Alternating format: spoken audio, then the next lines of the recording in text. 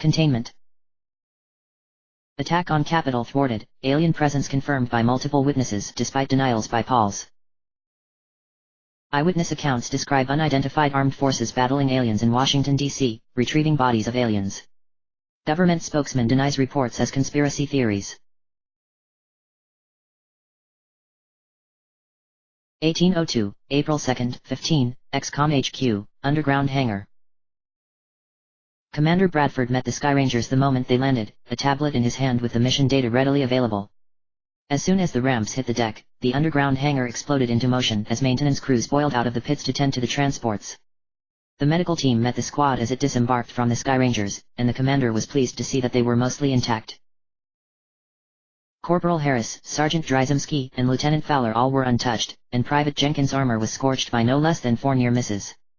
Jenkins' helmet was in her hands, warped from a 5th near miss that almost decapitated her. Judging by her silly grin, she was unharmed. Privates Lee and Anderson suffered the most. Both had taken bad hits from the invaders and weren't able to make it out of the Skyranger under their own power. After a cursory check on the first 4, the medical team stormed up the ramp to check on the remainder. Bradford stood with his hands behind his back and his tablet held behind him, his gaze locked onto Harris until the corporal noticed the attention and made his way over. Harris snapped a quick salute, which Bradford returned with equal crispness. At ease, and great work out there, Corporal. Dr. Valen conveys her thanks as well for the live capture. Thank you, sir. Harris afforded himself a tired smile as he turned to regard the second Skyranger's ramp descend and the recovery team began unloading what it had collected from the Capitol. The Unicorn was sealed inside a metal container and was slowly being lifted from the cargo bay for transport to containment for interrogation. I am regretting the name choice, though. Bradford smiled at that and chuckled. No time for regrets, Corporal. It's part of the official record now. The naming convention adopted by the XCOM organization was rather simple: he who spots it, names it. Floaters and thin men were labeled for obvious reasons, the former for being flight-capable and the latter for being thin as a rail. Sectoids and chrysalids came from horror movies with similar monsters. Unicorn seemed a little too warm and fuzzy considering what they were up against. Of course, looks can be deceiving, Bradford thought as he presented the tablet to the corporal. I've been reviewing the footage from your armor cam, but I'd like to hear exactly what happened from you. Transcript of security footage, alien containment, XCOM HQ. Warning, access to this file is restricted to personnel with top-secret clearance or above. Attempts to access this file without authorization will be reviewed and be grounds for termination and/or prosecution. Distribution of this file may only be done with authorization from Commander David Bradford. Failure to provide authorization will result in termination and/or prosecution. Person, S, identified within footage. Dr. Moira Valen, V, lead researcher. Dr. Joel Mills, M, assistant researcher, xenobiology. Dr. Kim Ingo, N, assistant researcher, behavioral sciences. Subject 05 Unicorn, U. Timestamp, 1820, April 2nd, 15. V. This subject is an interesting break from the previous conventions seen with other alien troops, despite their lack of consistency. Specimens encountered thus far have had very specific roles in mind: infiltration, rapid movement, even indiscriminate terror weapons. All are uniformly violent, obviously bred for combat, and closest Earth analogues are reptilian or insect-based organisms. This subject differs from those conventions at least physically, as we are unable to determine behavioral patterns until the subject wakes. Its physical appearance is quite colorful, with the majority of its body covered in lavender hair. M. Coat, Doctor. V. The creature's coat appears to be lavender, while the creature appears to sport both a tail and M. Mane, Doctor. V. Mane of a darker hue. 3 noteworthy features include what appears to be a complex pattern appearing on both sides of the subject's posterior M. flank, Doctor. V. Dr. Mills, may I ask why we are using revised terminology for discussing this subject? M. Given the specimen's similarity to equine analogues, I felt that terms for those particular animals would be more accurate than previous verbiage. V. Very astute, Doctor. I understand you grew up around such animals? Perhaps you would like to continue the physical assessment, given your familiarity with the terminology and biology. M. My pleasure. Dr. Valen steps back to allow Dr. Mills to study Subject 05 through the glass. Continuing Dr. Valen's summation, the subject has a very distinct and complex pattern on each flank. As far as the naked eye can tell, they're identical and aren't the result of branding or tattoos. Again, with the naked eye it appears the pattern is part of its coat, though chemical analysis can tell if it is natural or dye. Dr. Ingo, speculation on its meaning. Dr. Ingo steps forward to survey the mark on Subject 05, and compares it with pictures on her tablet. Rank or proficiency of a given skill set, first guess. Perhaps the number of stars indicates its place in the alien hierarchy. I doubt that since this mark appears to be unique to this specimen. Second guess would be identification of sorts. Thank you for your input. On the subject of colors, the subject's tail and mane both have streaks of different shades of purple that are uniform from the root all the way to the tip, almost like what you see the kids have these days. Without chemical analysis, we can only speculate on its origins. The other major physiological trait is a 6-inch horn protruding from the specimen's forehead, conical with a slight spiral. This likely led to the strike team designating this as a unicorn. All three doctors share a grin. Subject 05 shows signs of regaining consciousness. It seems our guest is finally recovering from the arc thrower bolt in the field. I am surprised it hasn't recovered sooner. Even sectoids revived quickly and had to be further subdued. Subject 05 awakens fully and stands unsteadily. It turns in a circle to survey its holding cell before turning to face the assembled doctors. Your previous assessment is proving correct regarding aggressive tendencies, Moira. Everything else we've put in the cell would be bouncing off the walls by now. Large, expressive eyes, almost human-like affect. Rather curious indeed. Subject 05 taps the glass enclosure with one limb. Unintelligible. Fascinating. I wonder if it can understand us. I'm just glad it isn't screaming bloody murder like the floaters.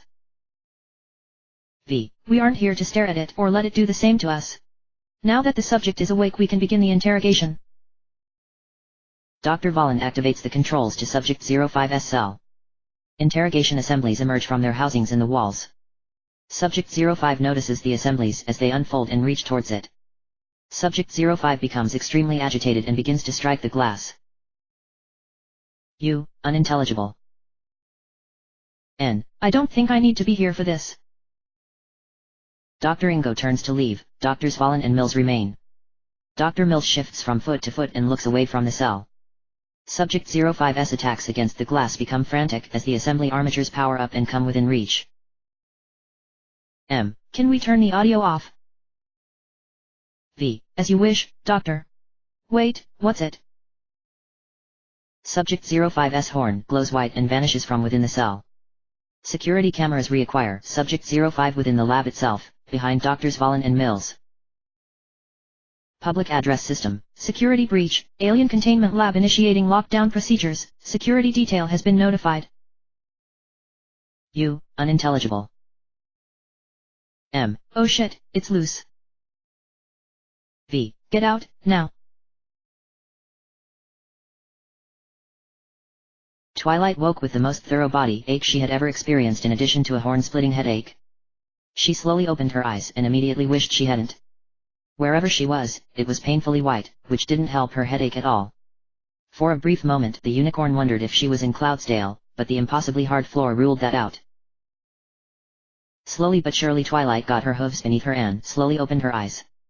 The stark white walls greeted her as things began to focus around her. She turned in place and found one wall was made entirely of glass, and 3 bipeds were looking at her with clinical detachment. Hello? Can you hear me? Twilight asked as she tapped a hoof on the glass.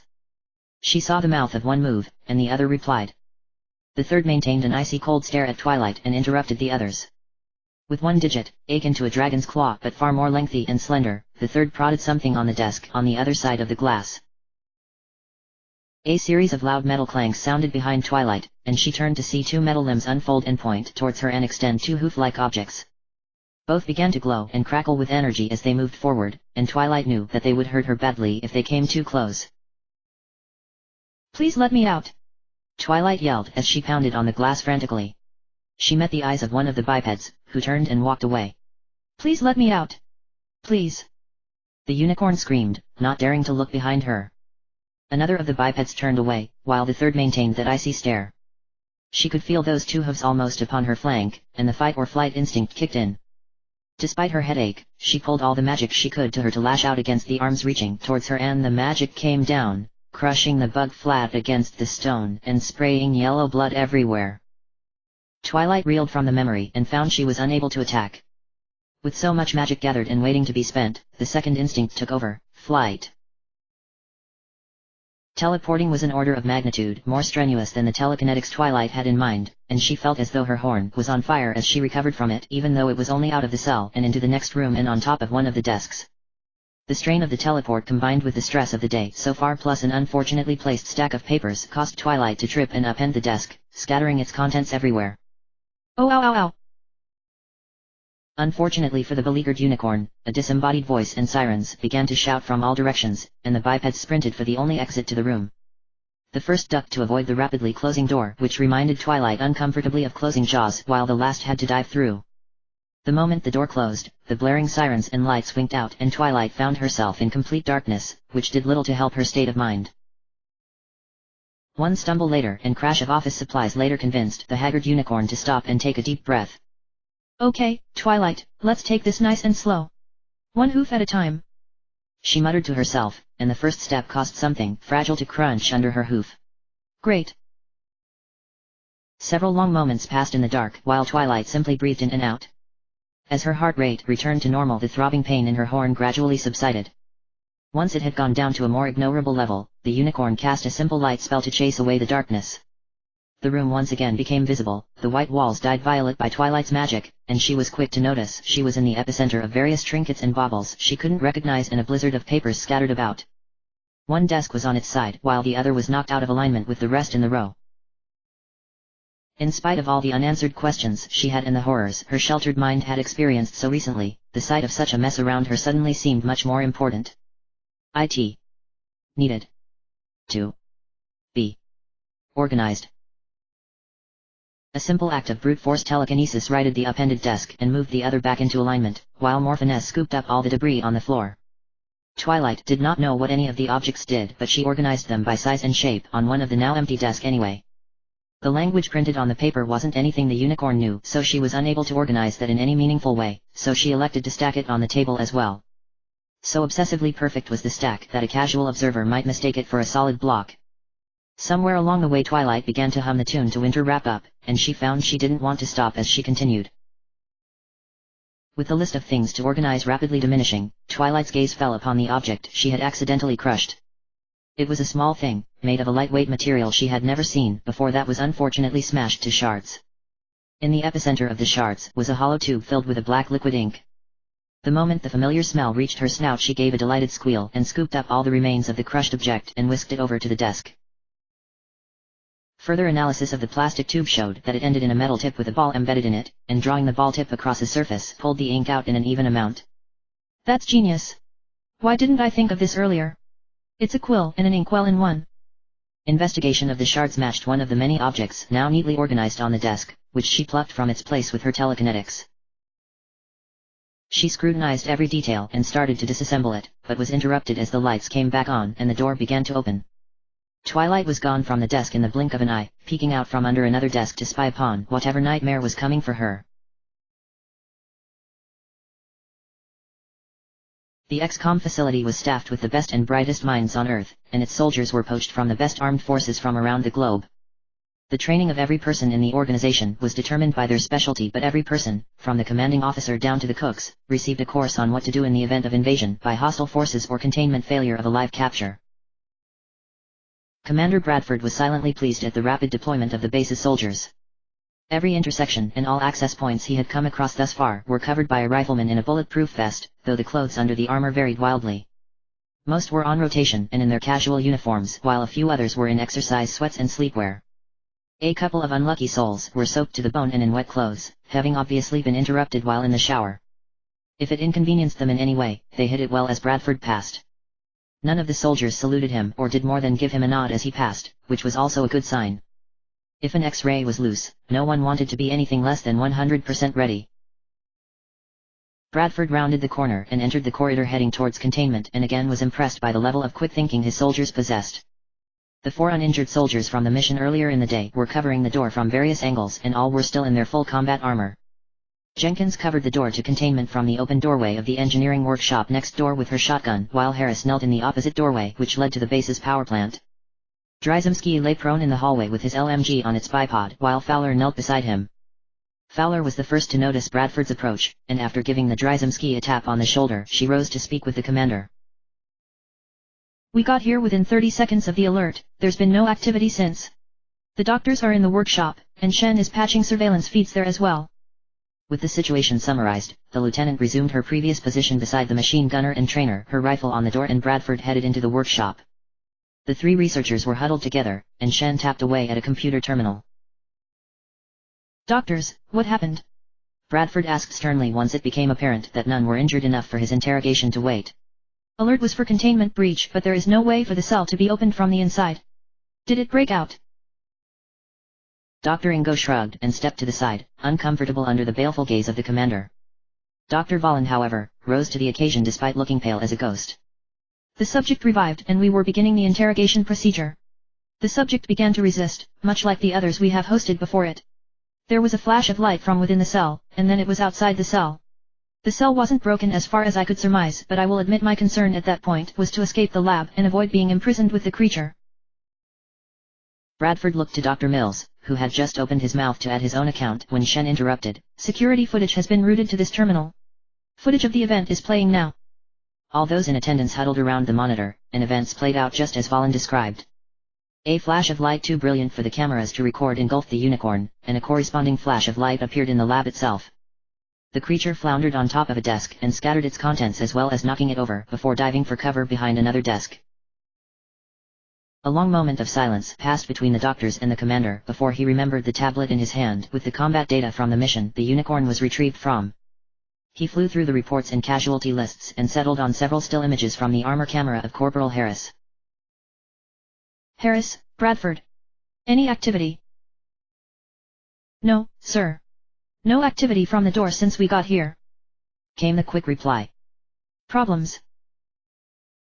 Still determining that. Meet me in the workshop, ASAP. Only a few moments passed before the corporal tabbed his way over to the huddled group with his helmet in one hand, looking a bit unsure of himself. Sir. Bradford motioned for the corporal to view the footage of the escape, then the still photo on the tablet, which depicted the unicorn backpedaling furiously with the same light present ahead of it. Corporal, what happened in this picture? Did it do the same thing that we saw in the lab? Harris looked even less sure of himself and cleared his throat. When I ran into the X-ray in the parking lot, it was backing away from one of the chrysalids, and the bug looked hell-bent on tearing it to pieces. Dr. Ingo scoffed and cut in. Chrysalids might attack indiscriminately, but they completely ignore the other invaders and only target humans. Are you sure about what you saw, Corporal? The doctor's doubt was quickly quieted by Bradford's baleful glare for interrupting, and the soldier's flat "Are you serious, look." The X-ray started screaming and there was this flash. The corporal tapped the tablet where the light dominated the frame, and the bug was down. I hit the X-ray with the arc thrower and that was end op. If the chrysalid was attacking the subject, and the subject attacked it, the implications are interesting indeed. Dr. Volin crossed her arms and rubbed a hand across her chin as she studied the footage. Corporal, when you say, the bug was down, I assume it was killed. Were you able to determine how? I can only speculate based on this picture alone, but it looks like a burst of directed energy, but no weapons or fragments were found near the capture. Well, it was more crushed than burned, was all Harris could say before Shen came to the rescue with a tablet of his own. Rather thoroughly crushed, indeed. Shen said, uploading a new picture to the tablet of the recovery team cleaning up the mess in the shallow crater that once was the parking lot. From what I understand, they had to use shovels, vacuum pumps, and several liquid-proof bags to retrieve all of it. Also, if anyone's curious, I have current surveillance footage available. Without another word, the video on the computer console jumped to the darkened lab. Another button press and the darkened room took on the greenish tint of night vision. The escaped specimen stood in the center of the room, its eyes closed and looking serene. After a long moment, it leaned its head back and the monitor image turned bright white. The night vision filter clicked off and revealed an orb of light hovering over the unicorn, who was now surveying its surroundings with undisguised curiosity. Its gaze fell upon the mess it had created during the escape, and everyone observing the video could see its left eye and ear twitch. A moment later, and the pale purple light appeared around the unicorn's horn, and the toppled desk flipped over and scooted back into place. All the scattered writing utensils, papers, and other office supplies became swept up into a tornado around the unicorn before settling into orderly lines and stacks on desk. That's telekinesis. On that scale and with that degree of control, that's ink. Valen gasped, but was interrupted with a word from Shen as he upped the volume as high as the console could go.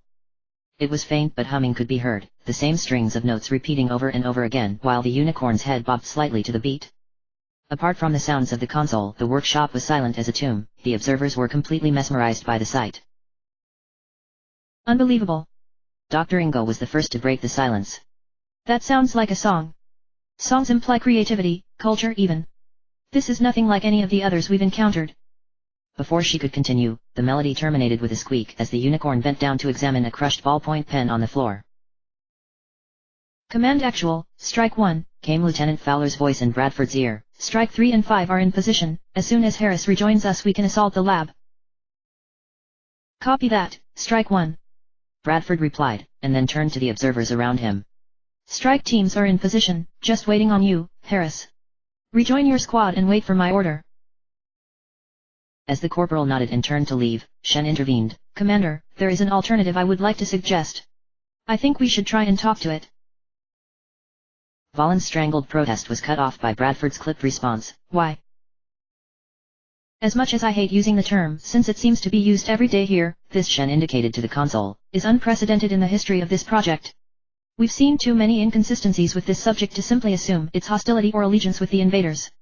Perhaps it was a prisoner or even an abductee from another world the invaders have attacked. Perhaps its arrival is a complete coincidence. These are questions an interrogation cannot answer, and I'd at least like to ask before resorting to those methods. A long moment of silence fell upon the workshop as Bradford turned away and cupped his chin in his hand. The commander wordlessly turned back to the group and drew his sidearm, then presented it grip first to the chief engineer. You can make the attempt, Doctor. If you feel threatened in any way or if I call for a breach, you get down and stay down. One of the soldiers outside will provide you with comms gear to keep in touch. Shen nodded wordlessly and gingerly took the pistol. He checked the safety and the clip before pocketing it inside his jacket and heading towards the hallway.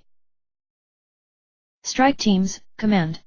Hold positions, a volunteer will be entering the lab to attempt contact with the subject. Strike 1, the volunteer will need comms gear, so make sure some are ready. Sir, with all due respect, that sounds like suicide. Fowler's voice sounded incredulous.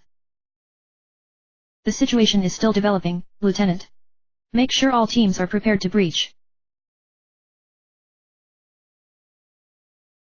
With every step Dr. Charles Shen took, he had to resist the urge to turn back and let the strike teams attack.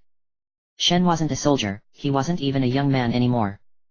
And he had just volunteered to go into what was for all intents and purposes a vault with a potentially hostile alien life form. He hadn't joined the project to risk his life like this. And the moment that thought hit him, he felt ashamed for even considering it. Men less than half my age were risking their lives.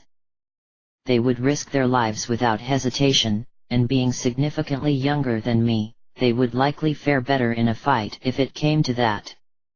So why did I volunteer? Another step and another moment of introspection passed, and Shen found the answer wasn't as easy as he had thought. The aging engineer blinked as he found himself standing in front of the door to containment, and over a dozen heavily armed soldiers with two young faces watched him eagerly. He looked down to the headset in his hands and chastised himself for allowing his inner thoughts to cloud his perception so much. As Shen brought the headset to his ear, the soldier with battered armor and a shotgun leaned forward and gave a conspiratorial grin. So, when are they going to be standard issue? When the engineer gave the soldier a questioning look, she continued, Those brass balls you've got. When will they be standard issue? Stow it, Jenkins, or I'll stow it for you. Came a hissed order from another soldier farther down the stack, even as a ripple of amusement passed through all those in earshot.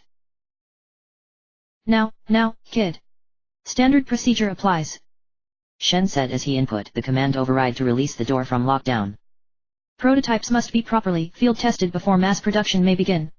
An even bigger ripple of tension-diffusing chuckles passed through the soldiers, and the shotgun-wielding kid grew a smile that nearly took in her ears. The engineer returned the smile with one of his own and tapped his headset. Door is unlocking in 5 seconds. Twilight didn't dare move from her hiding spot under the desk as she heard the door close again.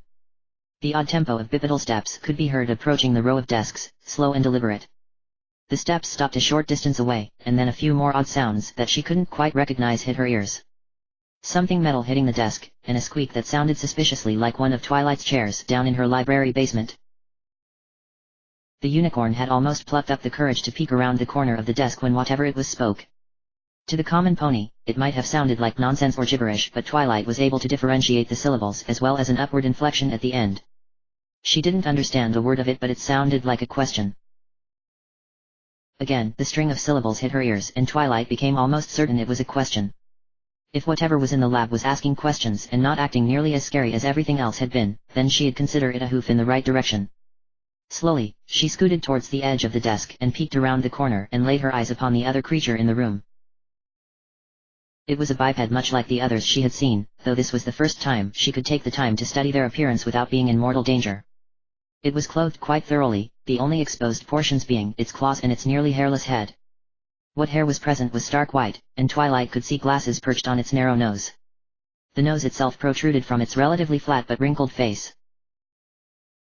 The clothes were mostly earthen colors, an olive green jacket over a white shirt and red tie, and brown pants and boots. A tag with a miniature picture of the creature hung from its jacket collar and was littered with more of the writing that Twilight couldn't understand. Twilight was able to take all this in with just a moment's observation, and unfortunately the creature was alert enough to spot the unicorn.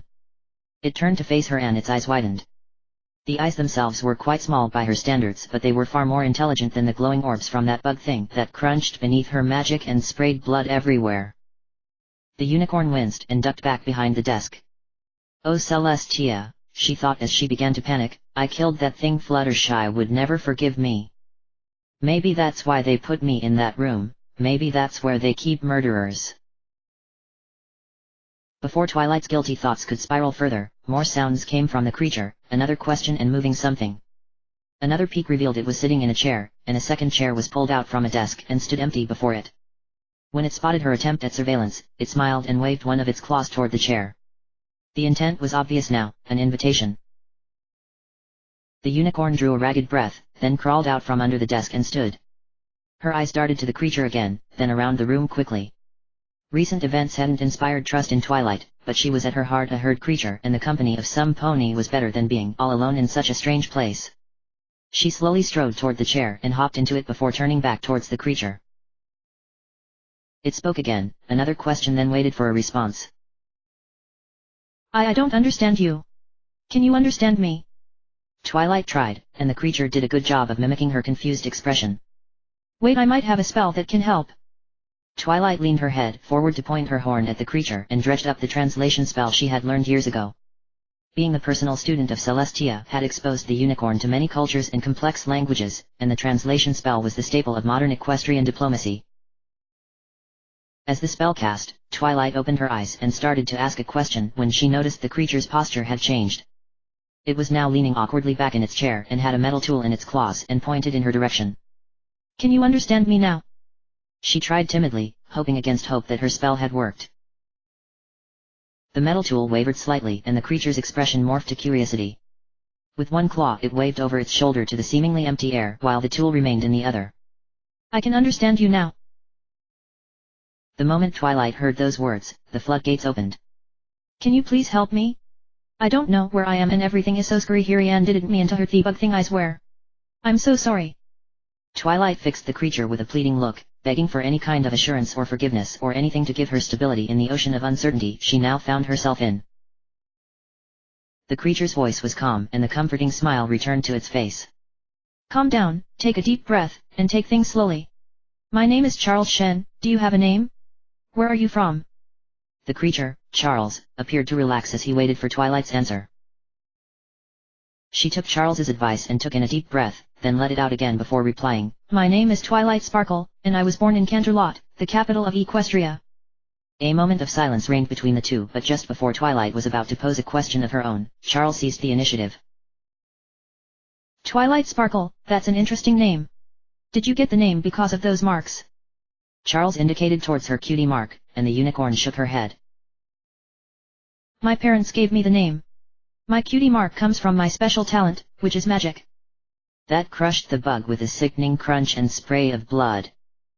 Twilight tried to maintain a smile but wasn't very successful.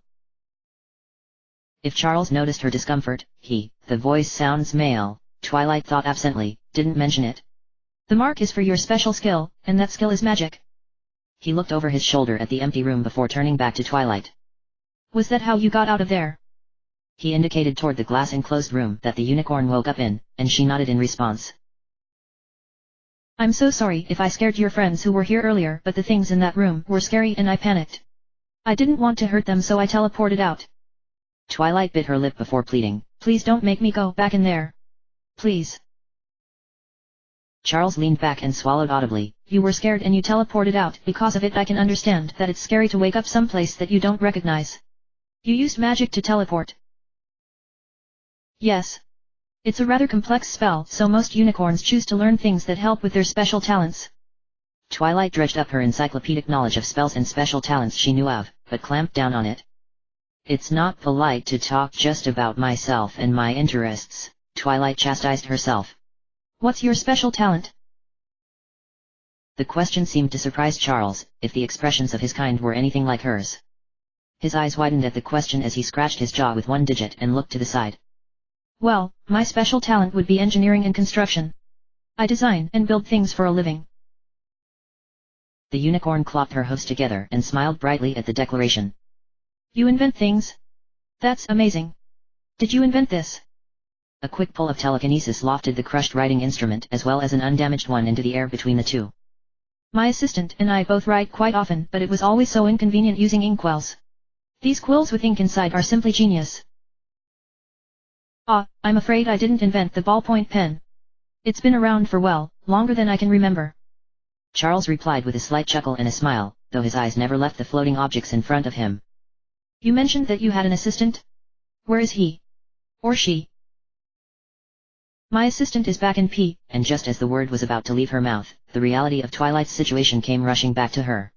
Spike is back home with my friends. I do hope they're all right. I hope I can see them again. All of Twilight's cheer vanished as she bowed her head and levitated the writing utensils back to their proper positions on the table beside her. A long moment of silence passed between the two before Charles asked, I can't imagine what it would be like to find myself in your situation right now. I take it that you did not find yourself here willingly? Do you know how you arrived here? Discord. Twilight growled, and her depression heated into anger. Discord? He asked, and again he glanced over his shoulder. Discord, Avatar of Chaos and Nemesis 2. Twilight stopped mid-explanation as she gave Charles a wary look. Why are you repeating everything I say? And why are you looking over your shoulder? Charles blinked, then closed his eyes and sighed. He looked back up to Twilight and tapped the device that was nestled in his right ear that reached towards his mouth. Twilight, I have several very curious friends who are outside the room who want to know what we're discussing. Whatever trick you did to allow us to communicate isn't affecting them. They can hear what I say through this device, and I can hear them through it as well. Dozens of questions popped up about the thing in Charles's ear, but the more pressing concern nagged at Twilight.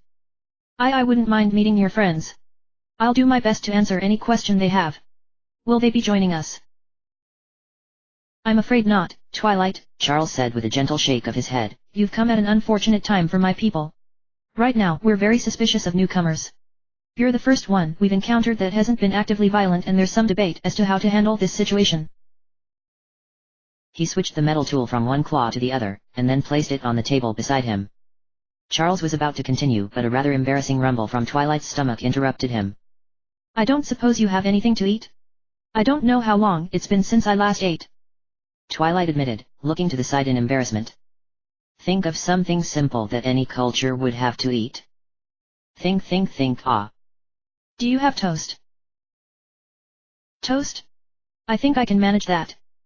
Charles rose from his seat and pocketed the metal tool from the table beside him. Twilight started to get up from her seat but stopped when he turned to face her again. I'm afraid I'll need you to wait here, Twilight. As I said, I have several very curious friends outside, but they are also very scared. They want to know all about you, but they aren't ready to see you face to face quite yet. So please, just wait right here and I'll be back with something to eat. Oh, okay. The unicorn replied as she sank back into the chair. Her eyes never left Charles as he made his way to the door and whispered into the thing attached to his ear. The door opened and her only friend in this strange place stepped through. As the door sealed shut, Twilight caught sight of several hulking shapes in the corridor beyond. "I'm not so certain. I want to know what he meant by curious and suspicious."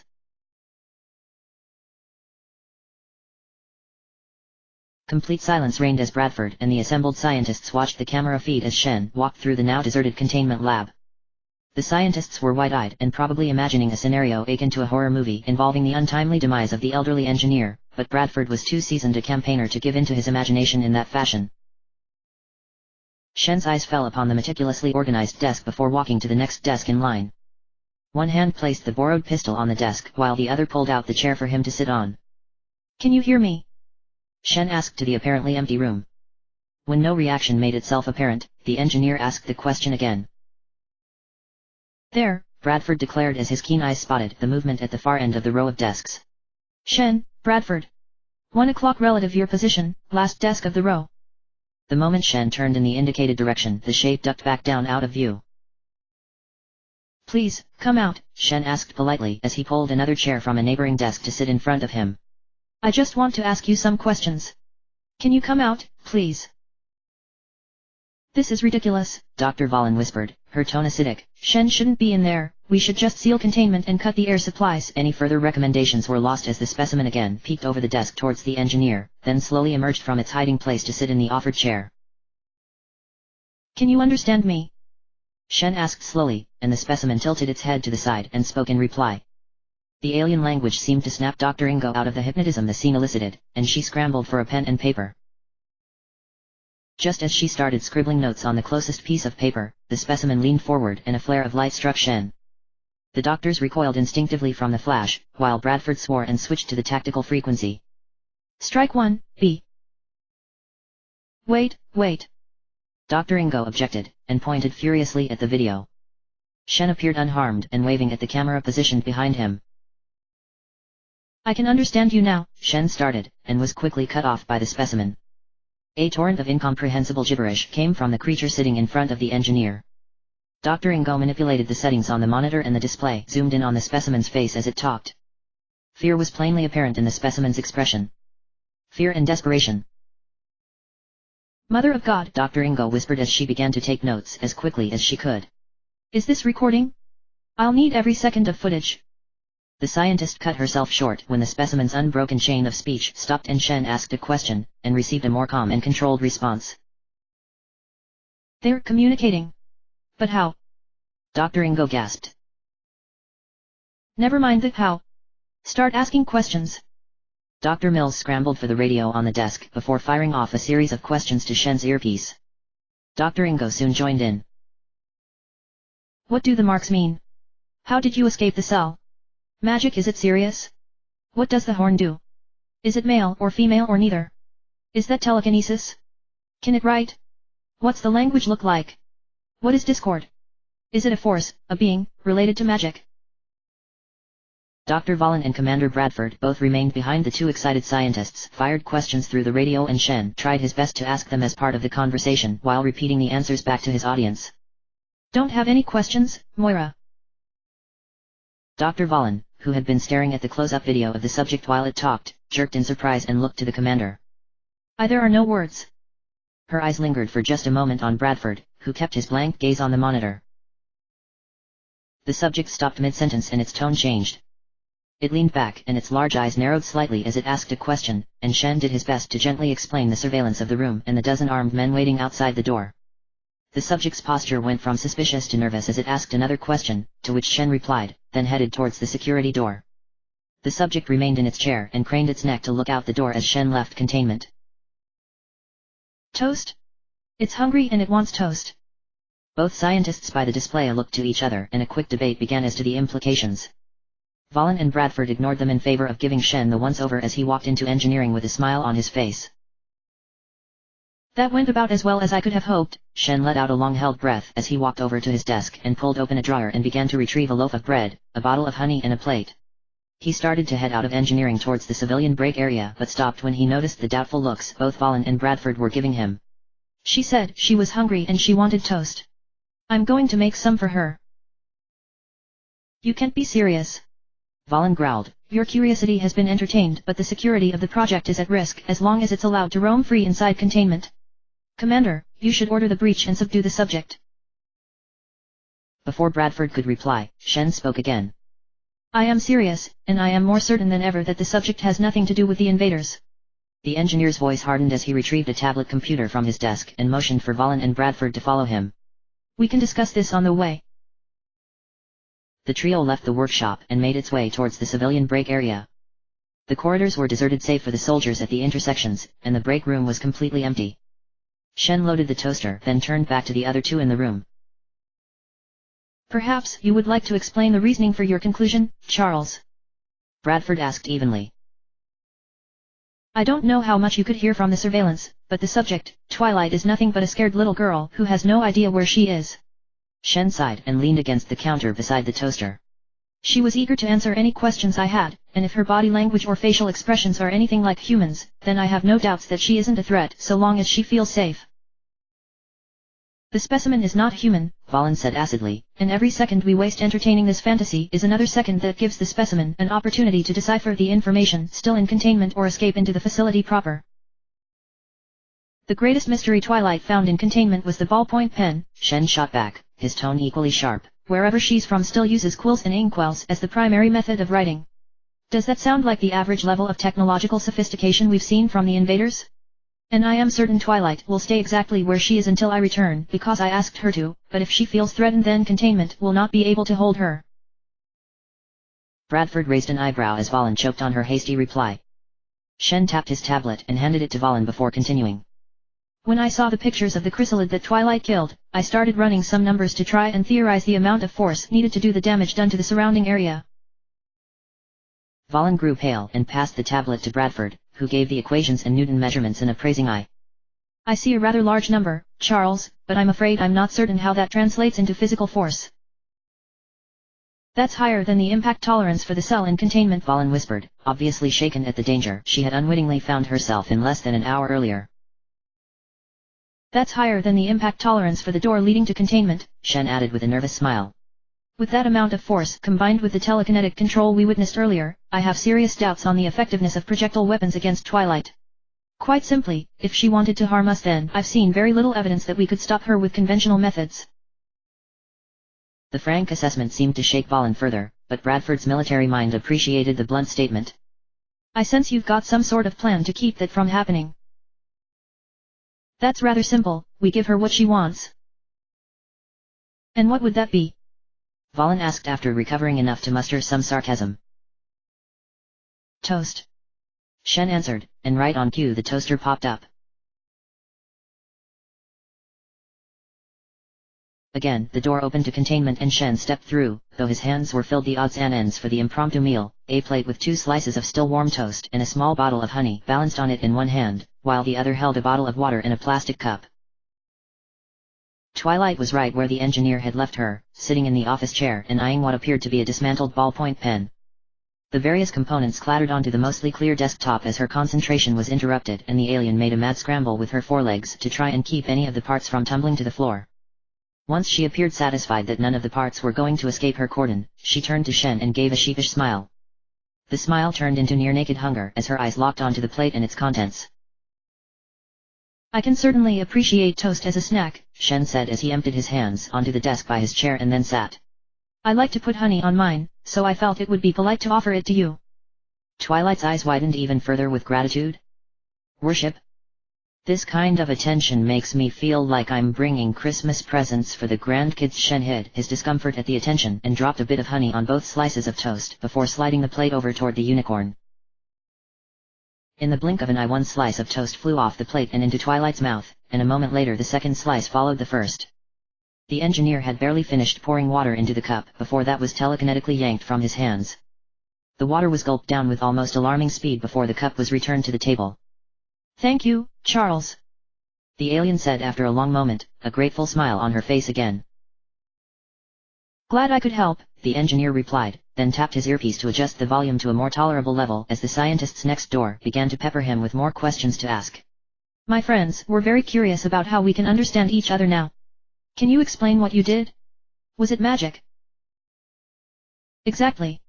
The alien replied eagerly with a quick nod. The translation spell was one of the many innovations pioneered by Star Swirl the Bearded during his career, and allowed for the first time easy communications between Equestria and its neighboring nations like the Griffin clans and the Zebra herds, as well as some of the more exotic travelers like dragons. Diplomatic relations became much more sophisticated as complex treaties could be negotiated without a translator's assistance. Some theorized that Star Swirl the Bearded learned of the spell by analyzing the assimilation patterns of the changelings, but Twilight stopped, then brought her face to her hoof and sighed. That wasn't what you asked. The underlying theory of translation spells have been lost to antiquity, but it's commonly believed that it translates concepts a person attempts to illustrate by spoken words into the words that the other party can understand. The word you may use for an object or concept like table, Twilight indicated to the desk beside her, will differ from my word for the object, but we are both discussing the same thing. The spell simply bridges the gap. That's quite extraordinary, Twilight, Shen said after waiting a moment to see if the long-winded unicorn had anything else to add. My friends outside were worried that you had done something that allowed you to view my mind or what I was thinking. The alien's expression became doubtful. Looking into the minds of others is dangerous in the extreme. Everything I've studied has indicated that the mind of another intelligent being is so fundamentally different from our own minds that the psyche of both risk damage if they come into contact. The only pony I know of who could do something like that would be Princess Luna, but she only deals with dreams of those that sleep and not their minds directly. Well, Discord does something similar, too, but he's crazy. The engineer smiled as he took in the explanations Twilight had given him. Spells? Griffins? Dragons? The scientists will pronounce me crazy or their heads will explode once I get this conversation down on paper. That's very relieving to hear. What did it say? Never mind that, ask it if it knows anything about the invaders. It's clear that they're unrelated, their physiologies are too divergent to be manufactured by the same creator. How does it achieve telekinesis? Mental willpower, invisible appendages. What about the mane and tail? Those colors can't be natural. Do they have significant meaning? Shen's earpiece was filled with a flood of questions from the scientists and he had to suppress the urge to turn it off to cut out the noise. Forgive me if this assumption is incorrect, but are you a teacher? You seem well versed on certain topics. Shen asked carefully, and had to tolerate Dr. Mill's squawk in protest and Dr. Ingo's gleeful cheer at the question's nature. I'm not, I'm actually Princess Celestia's personal student as well as a librarian. I study all the time to keep my grades at their absolute best for the princess. She says I should take it easy sometimes, but I think that's her way of testing my resolve. Librarian and student, and you are the pupil of Princess Celestia? Shen asked out loud, and the alien nodded in a too human manner. You also mentioned a Princess Luna. Are they both daughters of the current ruler? Or is Princess an elected or appointed position? Twilight's head leaned to the side in apparent confusion. Princess Celestia and Princess Luna rule together. They have their appointed nobles to help manage the country, but they are the rulers of Equestria. Celestia ruled by herself for 1,000 years before Luna returned and was redeemed. I was so glad for both of them when that happened. Sisters shouldn't fight like they did. They're over 1,000 years old? Is that normal? How old are you? Shen blurted out in disbelief, and the two scientists in his earpiece suddenly found their positions reversed. I'm only 20, but I'm also not an alicorn. The lifespan of a single alicorn can last for millennia. Twilight closed her eyes and Shen could see them moving beneath her eyelids for a long moment. Recorded history tends to get fuzzy prior to about 5,000 years ago, when a Lady Solaria was mentioned as the ruling alicorn of her age. Alicorn's a winged unicorn? Shen asked as he raked his mind for everything he knew about the term. Again Twilight nodded and smiled. Yes. While they are most notably recognized for both wings and horn, they are also blessed with extremely powerful magic and long lives. I'm above average for a unicorn in terms of magical power, but the princesses are far beyond what I could ever hope to accomplish. Celestia and Luna raise the sun and moon as easily as I can lift this. And with that, the disassembled pen components lifted from the table and began to reassemble. With the parts once again combined into a whole, the pen aligned itself vertically and the plunger at the top of the pen clicked dully. Twilight's expression became frustrated as the plunger rose and fell several times with only dull clicks to accompany it. Why? Why won't you click like the others? May I? Shen asked gently and held out a hand towards the pen. The writing utensil obediently levitated toward him and dropped into his palm. I half expected it to be warm or something, Shen thought absently as he unscrewed the pen at the midsection and extracted the various parts from inside. Twilight, I have been meaning to ask, where do you think you are? The specimen, who had been watching his hands like a hawk, looked up and met his gaze for just a moment before glancing away. I don't know. I've been trying to figure that out, but I'm afraid I just don't know. If I could see a map, I think I could pin down just how far away Discord sent me. Shen didn't immediately reply. His hands kept busy with the pen components as he corrected the problem and reassembled it. He stood and offered it to Twilight, then walked past her towards one of the diagnostic screens mounted on the wall. In less than a minute the monitor flicked on and a slowly spinning model of the planet Earth appeared. Oh, that's amazing. How does that work? Illusion spell? Or. Twilight started but fell silent as her eyes scanned the globe once, twice, and 3 times. It's not there. Equestria isn't there. Where am I? I don't know. Her eyes remained locked on the spinning globe, but she began to tremble as her voice died away. Now, we can answer that question later. All that matters is that you're safe, for now. Shen said quietly as he once more resumed his seat. The engineer kept himself from cursing out loud as Twilight looked down and squeezed her eyes shut and tried to blink away tears. A lot has happened to you, so it might be best to call it a night for now. How does that sound? Shen suggested gently, and had to restrain his fatherly instincts to give the alien a comforting pat on the back. I'm going to go outside now to have a word with my friends. If you want to talk to me, just say something or wave to that corner. With that, Shen slowly turned to leave. He had almost made it to the door when a single word stopped him.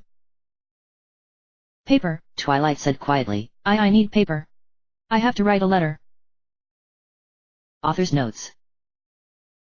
Supplemental information. XCOM, abbreviation for Extraterrestrial Combat Unit, a multinational paramilitary group created and operated outside of public oversight or control tasked with the safety of the planet Earth. Alien interrogation, an invasive surgical process involving probes inserted into the captured alien's brain and translating electrical impulses into images and other useful data. After the captured alien expires, its body is autopsied to elicit any further breakthroughs. Home base, the primary operation center for the XCOM organization, is in a classified location, primarily underground to maintain operational security. It consists of multiple underground levels to both house the personnel in the organization as well as their work areas with a minimum number of surface facilities. End of chapter. Chapter end.